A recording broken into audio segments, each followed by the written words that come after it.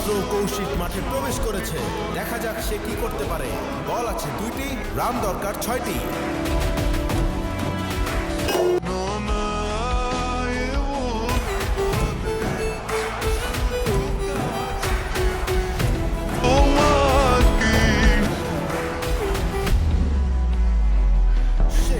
এটা কি হলো?